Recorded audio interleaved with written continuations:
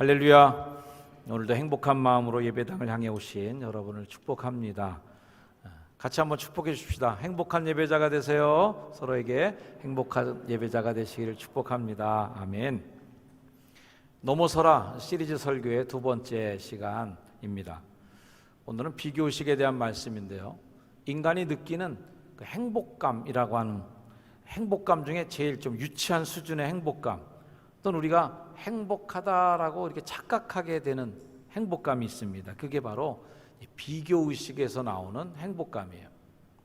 미국으로 이민 가신 분들 이제 사례 그런 이야기를 듣다 보니 한국에서 처음으로 이제 초창기에 이민 가신 분들은 다 그래도 잘난 분들이 가셨잖아요. 유능한 분들이 가셨거든요. 근데 가서 접시 닦고 뭐 허드렛 일하고 청소해 주는 일만 하시니 얼마나 자존감이 무너지셨겠어요. 어쨌든 그래도 희망을 가지고 꿋꿋하게 허드렛 일을 하면서 간신히 돈도 좀 모으고, 그래서 이제 좀 타운하우스가 있는, 조금 그래도 개인주택이 있는 그런 동네로 이사가게 되면 얼마나 기뻤겠어요. 야, 드디어 나도 이제 미국의 중산층이 되는구나, 집을 가지게 되는구나, 좋은 동네에 사는구나. 근데 그렇게 느끼는 감정이 하루도 못 간다는 거예요. 어쨌든 그분들은 간신히 돈 모아서 이제 턱걸이로 그 동네에 들어간 거 아니에요. 근데 그 동네에 사는 분들은 어떤 분들이에요? 이미 다 살고 있는 분들 아니에요. 그래서 그분 어때요? 그 동네 가자마자 그 동네에서 제일 가난한 사람이 되는 거예요. 불행해지는 거예요. 하루 만에 깨지는 그런 행복들, 뭔가 집을 가져서 행복한, 그러나 그 외부적으로 채워진 요인으로 인한 행복은 그리 오래 가지 못하더라는 거죠.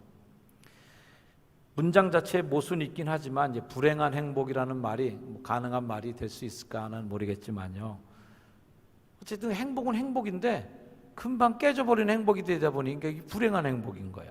정신적으로 좀 미숙하고 내면으로는 좀 채워지는 충만함이 그렇게 느껴지는 행복이 아니라 그저 어떤 조건이 만족되고 외부로부터 오는 만족감으로 인해서 그런 비교의식에 의한 것 때문에 우쭐하는 마음으로 행복하다라고 살짝 착각해버리는 행복은 쉽게 깨져버립니다. 그냥 깨져버리기만 해도 괜찮은데 공허함이 남아요. 사람을 더 공허하게 만들고 더 불행하게 만드는 게 문제라는 거죠. 인간이 느끼는 행복감 중에 이제 유치한 수준의 행복이라고 얘기했는데 거꾸로 얘기해도 마찬가지예요. 인간이 느끼는 불행감 중에서 가장 유치한 불행이기도 하고 우리가 불행하다라고 착각하게 만드는 불행도 어디서 나오냐 하면 비교하는 데서 나와요. 아파트의 뭐 평수 비교, 자동차 배기량 비교, 그 다음에 뭐 자녀가 어느 대학을 갔느냐에 대한 비교, 입고 있는 옷의 비교, 연봉 액수의 비교, 하여튼 이런 비교 때문에 나 되게 불행해, 이런 것도 또 잘못된 불행감인 거죠.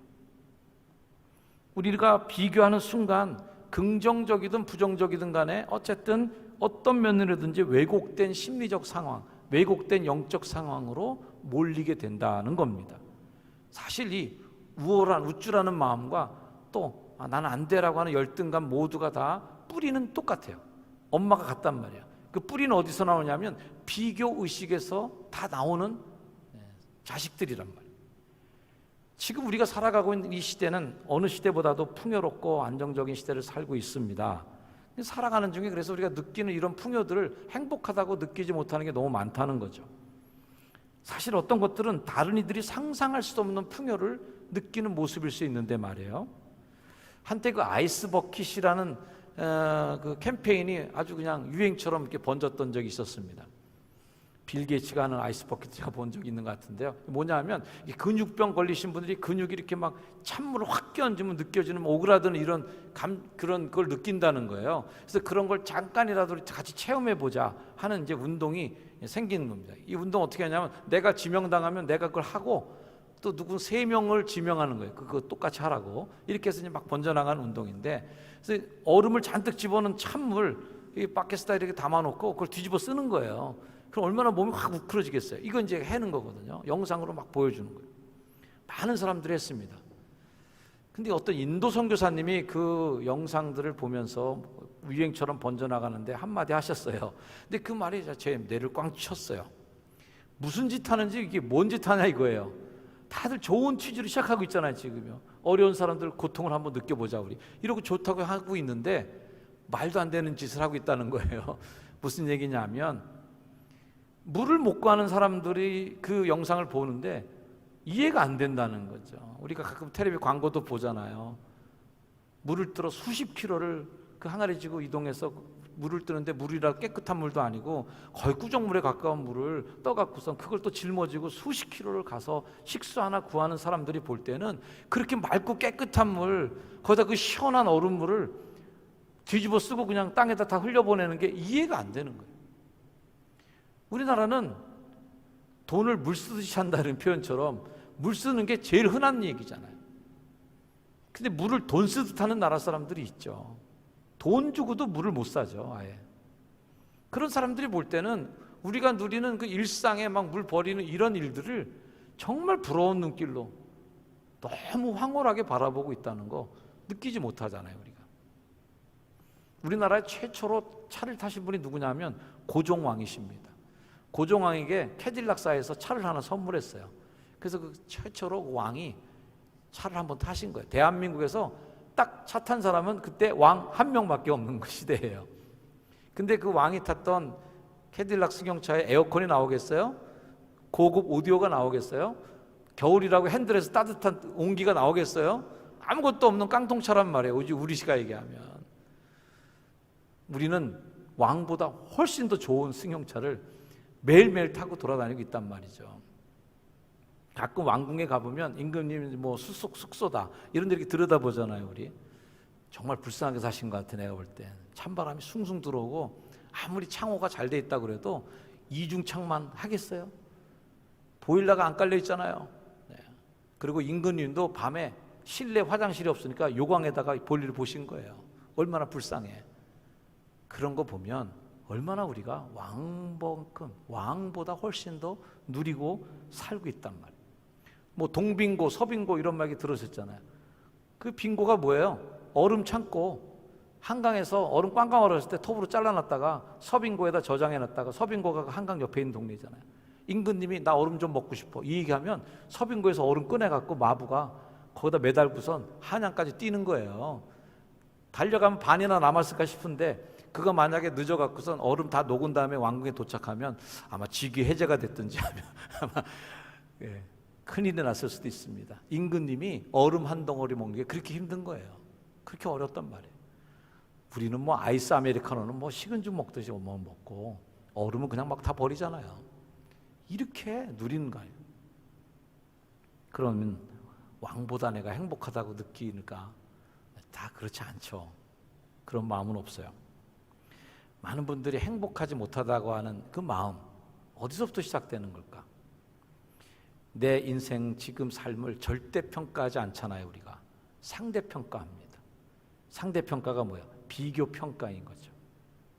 오늘 우리는 성경 말씀을 읽었는데 성경이 최초로 사람이 사람을 죽인 사건의 배경, 원인을 우리가 읽었습니다. 인간이 저지를 수 있는 죄 중에 제일 끔찍한 죄가 뭐예요? 살인죄. 그래서 5대양 6제들을 통틀어서 살인죄를 권장하거나 살인죄 한 사람 너 그렇게 봐주는 나라 없어요. 우리나라에서 최고의 중형이 뭐예요? 살인죄. 살인죄는 최고형으로 다스려요. 인간만이 동족을 집단 살해할 수 있는 유일한 종 아니겠어요? 하여튼 살인은 어쨌든 끔찍한 범죄인 건 사실인데 이 범죄가 왜 처음 시작됐냐, 이유가 뭐냐를 보여주는 거예요. 이 끔찍한 죄의 시작은 아주 단순해요. 딱 하나, 단서는 비교의식이 바로 이 죄를 만들어냅니다. 제사를 드리다가 이런 일이 발생했는데 제사는 뭐예요? 하나님과 나와의 관계가 제사예요. 여러분들도 예배할 때 우리 하나님 보러 나오셨잖아요. 하나님과 나와의 관계 속에서 드리는 게 예배예요. 근데 그렇게 예배를 드리고 하나님과 나와의 관계만 딱 생각하면 괜찮은데 그거 생각 안 하고 자꾸 옆에를 보는 거죠. 제가 드리는 제물은 받을까 안 받을까? 그러면서 비교하면서 뭔가 문제가 발생했다는 것입니다. 우리도 예배를 나오면 하나님과 내가 예배 잘 드리면 되잖아요. 근데 옆을 가끔 볼 때가 있죠. 집사님들은 이제 권사님을 체크해요. 권사님들 중에 예배를 박 권사가 안 보이네. 집사도 나왔는데 박 권사님 죄송합니다. 나오셨네. 아유, 우리 교회 박 권사를 모든 걸 대표해서 우리 박 권사님. 그래서 누구 안 나오면 되게 그게 걸리는 거예요. 아니, 하나님께 예배하면 됐지 내가. 그렇게 되는 거예요. 또 권사님들도 장로님을 봐. 장로님이 안 보이네. 그러면서 또 괜히 억울한 마음이 오는 거예요. 괜히 섭섭마귀가 들어와. 그거 갖고 섭섭할 게 없잖아요. 내가 하나님께 예배 잘 드리고 갔으면 그만인데 그게 안 그러단 말이에요. 헌금도 마찬가지야. 헌금도 하나님께 내가 드리는 것으로 하나님과 나와의 믿음의 고백으로 드리면 되는데, 절경금 드릴 때마다 이제 눈치 보잖아요. 또 누구는 얼마 할래나, 누구는 어떻게 할래나, 그러면서 이 비교한단 말이에요, 자꾸. 그래서 괜한 우월감에 사로잡힐 때도 있고, 괜한 열등감에 괜히 또 빠져들 때도 있고 말이죠. 이게 다 악한 감정이거든요.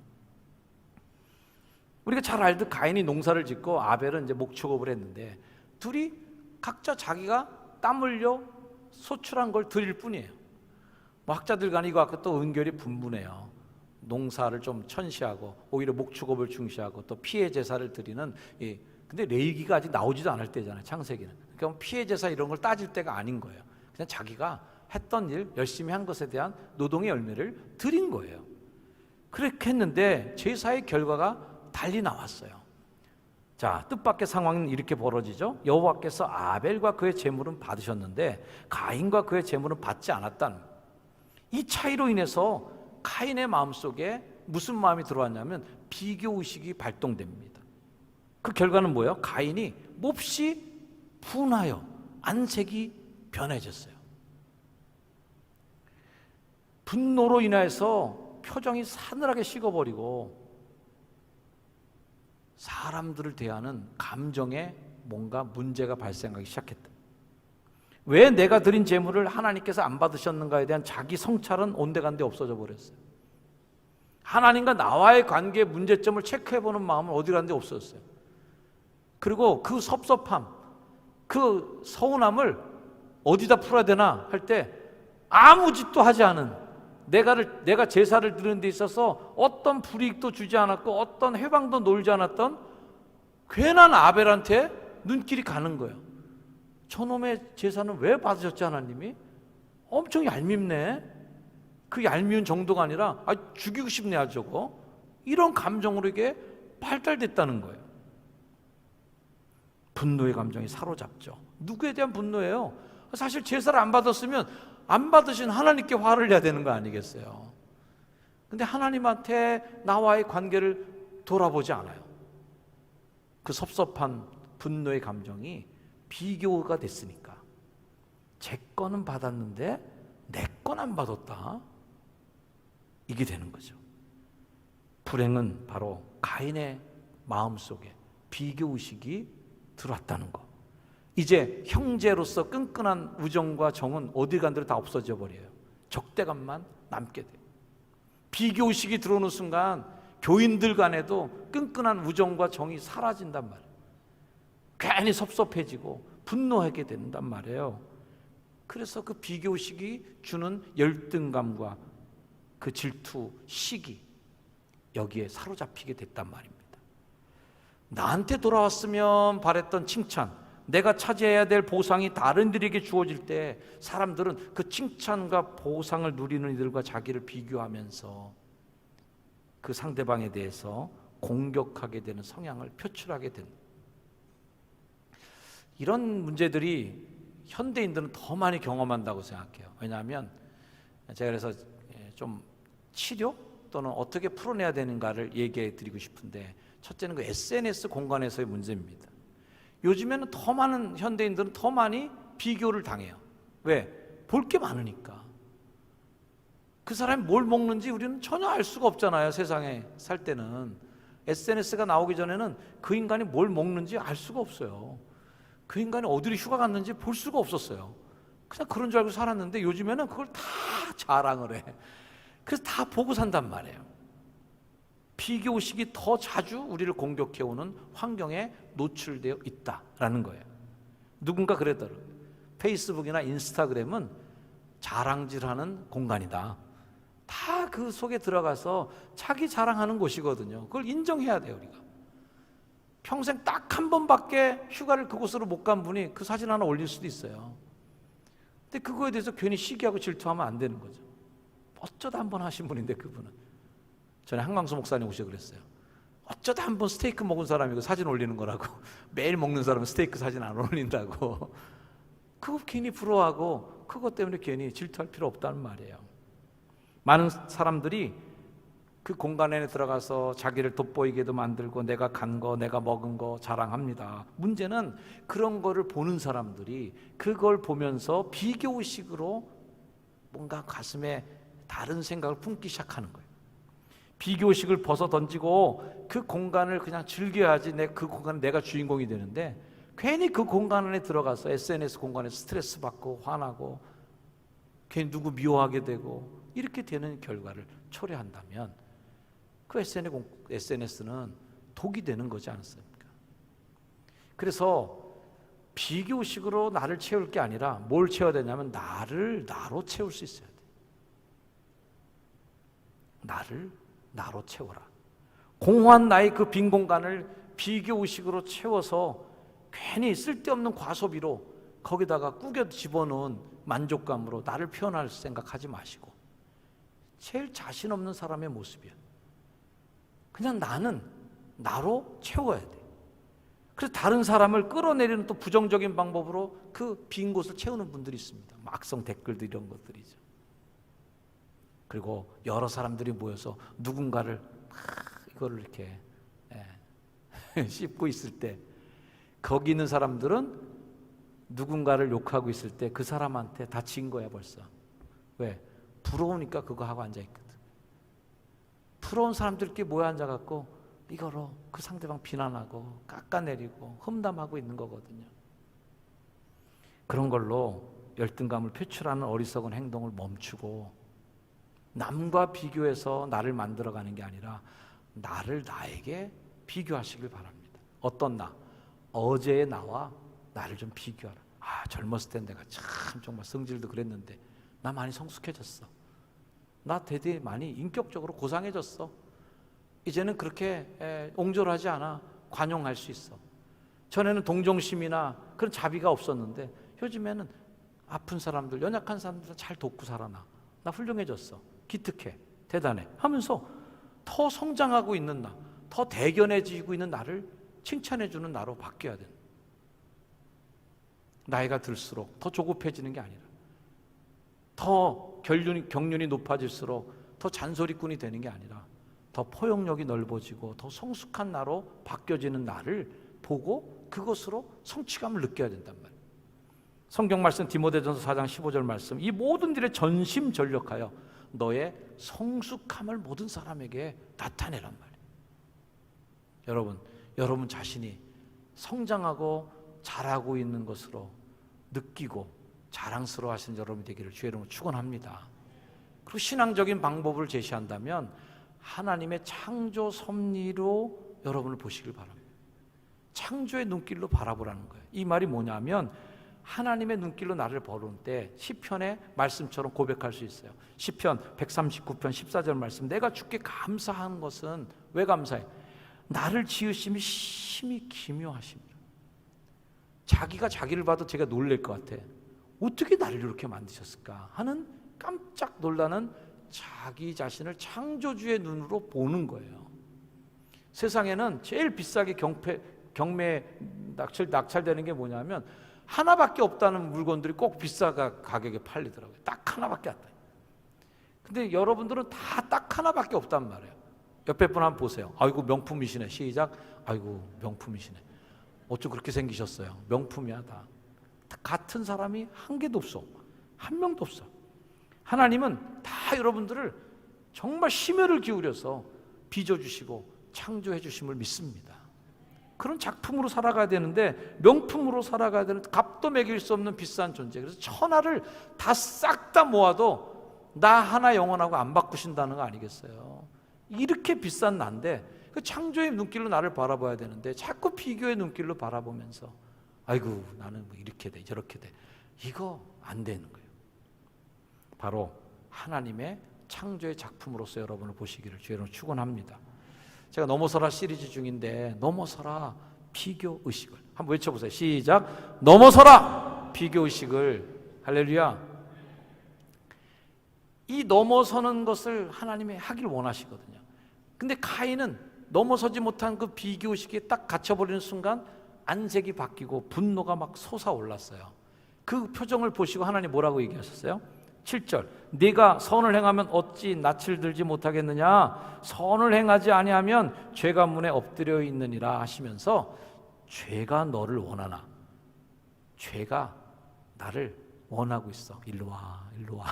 죄가 너를 원하나? 너는 어떻게 해야 돼요? 죄를 너는 다스릴 수 있어야 돼. 거기에 꼬임에 넘어가고 그 노예가 되면 안 돼.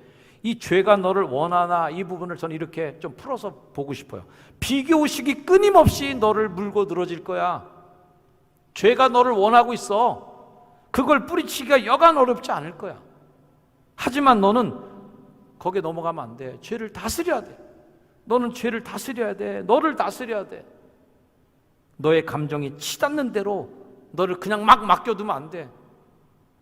죄가 너를 원해도 넌 다스릴 수 있어야 돼. 너를 맡겨둬서는 안 돼.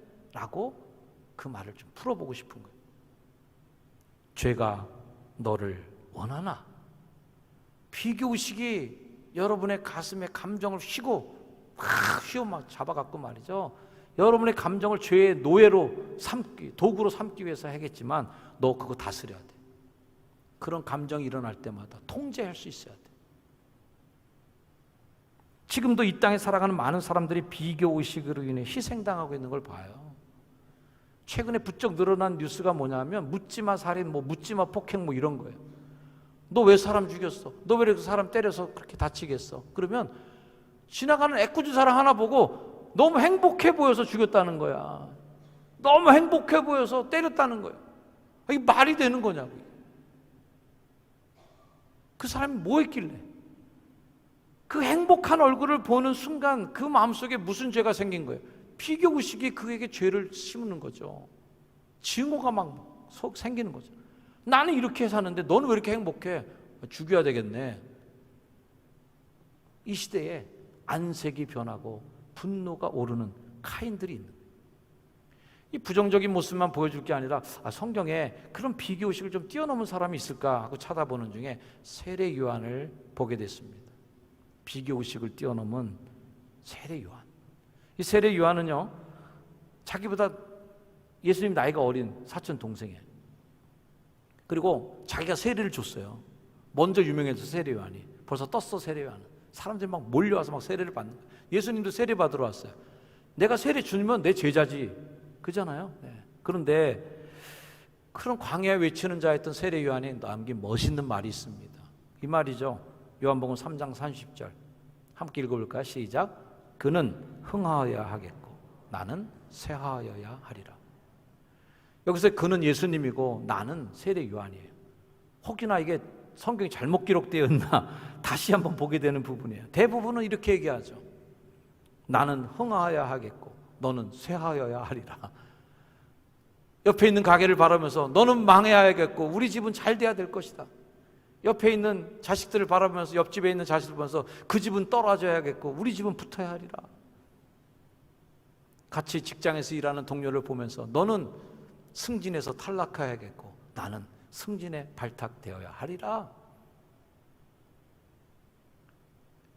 열등감에 사로잡혀 있는 사람은 그렇게 말하겠지만 하나님과의 관계 속에서 오직 그 영적으로 충만했던 세례 요한은 별로 그거에 신경 쓰지 않아요. 오히려 더 큰 가슴으로 그분은 잘 돼야 돼. 그분은 흥해야 돼. 나는 쇠하여도 괜찮아. 이런 멋있게 살아가는 그를 예수님이 칭찬해 주시죠. 여인이 낳은 자식 중에 이런 사람 없다. 최고다. 라고 칭찬을 아끼지 않으셨습니다. 다른 일을 세워준다 해서 여러분이 열등해지지 않습니다. 다른 일을 높여준다고 해서 우리 자신이 비참해지지 않습니다. 오히려 깎아내릴 때, 끌어내릴 때 우리는 더 비참해지고 더 작아진다는 걸 알아야 됩니다. 자연이라고 하는 한자어는 스스로 자자에다 그럴 연이에요. 여기서 연자는 제 이름에도 들어가는 연자인 것을 기억해 주시기 바랍니다. 자연이라는 건 뭐예요? 스스로 그럴듯하게. 이 그럴연이라고 하는 것은 그냥 영어로 얘기하면 그냥 be예요. 그냥 있는 거야. 스스로 그냥 있는 거야. 그게 자연이에요. 나무는 그냥 있어. 돌은 그냥 있어. 산도 그냥 있어. 그래서 스스로 자랑스럽게 스스로 자신의 기능을 다하면서 스스로 그 자리에서 자기를 지키면서 그렇게 있는 거예요. 그런 걸 보면서 우리는 뭐라고 얘기해요? 자, 자연이 참 아름답다. 자연이 참 아름답다. 자연스러운 것이 아름다운 거예요. 그래서 여러분 스스로 나 자신으로 살아가고 있는 모습을 하나님이 보시면서 힘이 좋았더라. 아름답게 보시는 거예요. 그 자연스러운 사람이 아름다운 거예요. 막 꾸미고 뭔가 의도적으로 뭔가 만들어내려고 하고, 이거 다 자연스럽지 못한 행동이에요. 열등감을 표출하는 거야. 내가 뭔가 안 되는 걸 자꾸 드러내는 행동이 되는 거예요. 그냥 자연스러운 그런 모습이 이게 하나님이 주신 나의 모습인 거예요. 꽃, 나무, 이것들은 다른 것들과 비교하지 않고 자기가 해야 할 몫을 다하면서 그 자리에 서 있어서 자기를 증명해내는, 이게 아름답다는 거예요. 여러분 모두는 그런 면에서 아름다운 분들이십니다. 모든 불행의 시작은 남과 비교하는 데서 출발합니다. 우리는 남들보다 잘 대한다는 얘기를 귀에 못이 박히도록 듣고 자란 세대예요. 이겨란 말이에요. 남들보다 더 빨라야 된다. 앞서야 된다. 커져야 된다. 남들보다 커지는 게 성공이야 라고 배웠습니다. 그렇게 우리의 삶의 현장은 그냥 자연스럽게 살아가지 못하도록 비교 전쟁을 치르듯 살아왔어요. 이제 좀 그러지 않아도 될 때가 되지 않았을까? 특히 우리 크리스찬들은 하나님이 나를 인정해 주시는데 뭐 그렇게 비교하면서 그렇게 아등바등할 게 뭐 있을까? 사랑 우리 소성중앙 성도 여러분, 진정한 기쁨, 진정한 행복은 외부에서 주어지는 게 아니라 참된 그리스도인으로서 하나님께 인정받고 하나님과 나와의 관계 속에서 너 내 자식이야, 하나님 우리 아버지예요, 이것만으로 모든 게 족합니다 라고 고백하는, 이게 멋있는 겁니다. 나라는 존재를 받아주시고 나를 최고 소중한 존재로 바라보시는 하나님의 따뜻한 그 눈길이 여러분을 향하고 있음을 믿으시고 삶의 자리에서 승리하시는 여러분이 되기를 주의 이름으로 축원합니다. 기도하겠습니다. 하나님, 내 모습 이대로 받아주셔서 감사합니다. 우리 자신이 있는 모습 그대로 인정해 주시고 너는 내 아들이야, 넌 내 딸이야 라고 축복해 주시니 감사합니다. 우리가 비교의식을 벗어던지고 하나님의 창조된 피조물의 영광을 누리도록 하시고 하나님의 자녀로서 자긍심과 긍지를 가지고 멋진 인생을 살아나가는 귀한 성도들이 다 되도록 축복하여 주옵소서. 예수님의 이름으로 기도합니다. 아멘. 우리 자리에 일어나셔서 결단 찬양하시겠습니다.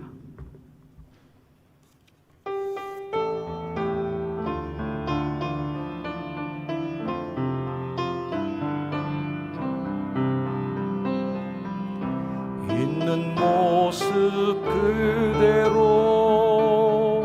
있는 모습 그대로, 있는 모습 그대로 오세요. 하나님은 당신이 있는 모습 그대로, 있는 모습 그대로 오시길 원하십니다. 다시 한번 찬양합니다. 있는 모습 그대로, 있는 모습 그대로, 있는 모습 그대로 오세요. 하나님은 당신이 있는 모습 그대로,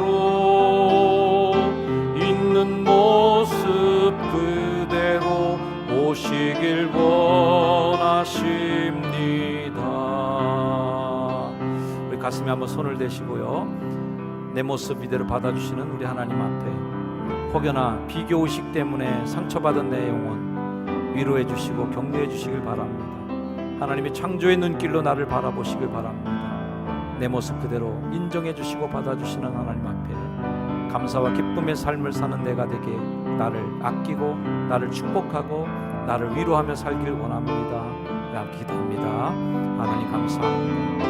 나를 나되게 하시고 나를 나답게 살게 해주신 하나님 감사합니다. 우리 모습을 있는 모습 그대로 인정해 주시는 주님, 있는 모습 그대로의 삶 속에서 하나님의 섭리와 소명과 목적을 살기를 원하시는 주님, 그 모습 그대로 영광의 주님과 함께 살도록 도와주셔서 하나님의 자녀, 값진 존재로 살아가는 모든 주의 성도들이 되게 하여 주시옵소서. 아멘.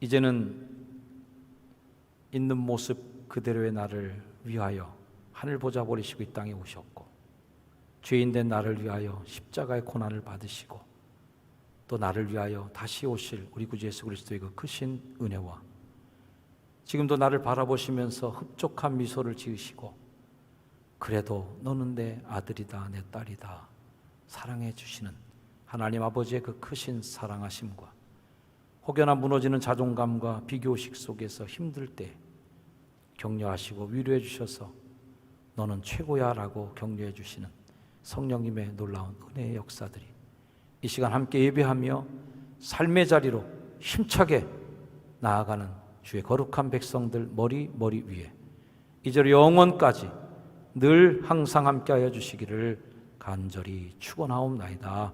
아멘.